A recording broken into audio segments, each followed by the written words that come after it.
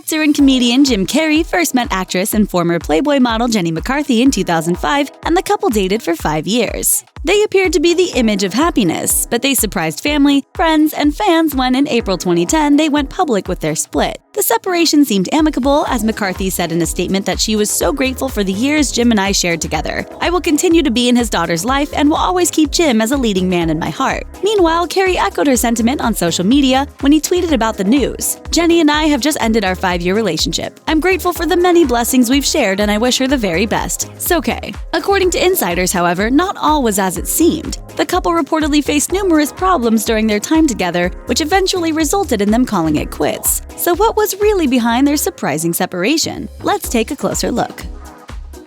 Done with fun.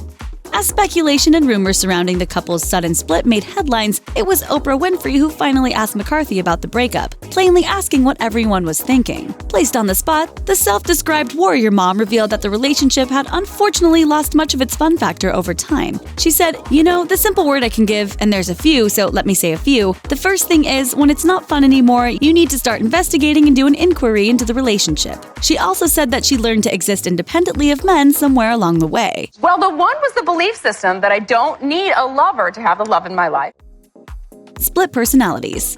Their breakup may have come to a shock to even those closest to the couple, but one of Carrey's friends revealed that the former lovebirds' personalities were at odds with one another since the very beginning. That may have caused tensions to mount over time and eventually overflow. The source said, "She is really go-get-em when it comes to publicity, and Jim is nothing like that. Jim's a hard guy to date. Jim can run hot and he can run cold. He is someone who desperately needs to be with someone, then just as desperately needs to be alone. But at the same time, he can be a very loving, very compassionate guy." Indeed, McCarthy herself seemed to confirm this perspective when she told Larry King, "The key that didn't work was probably us both growing and changing, like everyone does, in opposite directions." Struggling beneath the surface.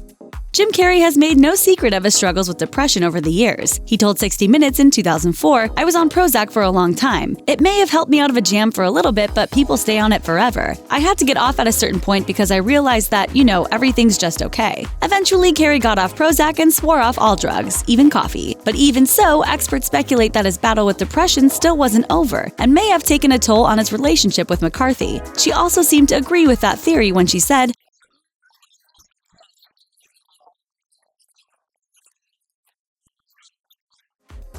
butting heads.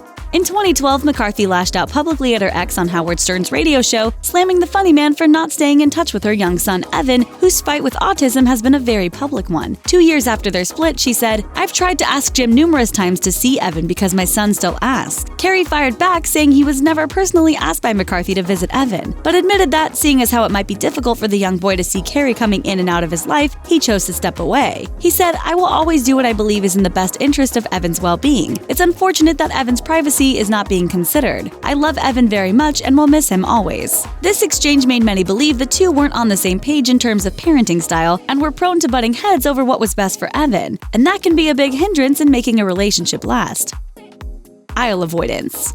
Despite all of their red carpet appearances, public confessions of love, and seemingly perfect relationship, whenever talk of marriage came up, the couple seemed to avoid the topic. In 2010, Us Weekly actually interviewed McCarthy at the 8th Annual World Poker Tournament in Los Angeles and went ahead and asked her if she was thinking of taking a walk down the aisle with Carrey. Her response? "We say never, but I don't know. Maybe for tax purposes someday when we are old." Could it be that deep down they knew they weren't ready to commit to one another for life? It certainly seems that way in retrospect.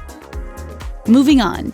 Following the surprising split in 2010, the couple's family, friends, and fans may have been left rooting for them to reconcile, but instead the pair went their separate ways and continued their individual quest for love. Carrey tried his best to keep his love life a secret, but found himself becoming the subject of many news headlines after his girlfriend, makeup artist Catriona White, took her own life in 2015 shortly after their breakup. In 2016, White's estranged husband, Mark Burton, filed a wrongful death lawsuit which accused Carrey of using his immense wealth and celebrity status to illegally obtain and distribute prescription drugs involved in her death. As of February 2017, the case was still in court with both sides asking for a new judge. Amidst all the drama, Carrey was spotted with a mystery brunette in March 2016, but very little is known about the relationship. McCarthy, on the other hand, made quite the big splash when she married actor and former New Kid on the Block Donnie Wahlberg in August of 2014, and the two are still going strong. Thanks for watching. Click the Nicki Swift icon to subscribe to our YouTube channel. Plus, check out all this cool stuff we know you'll love too.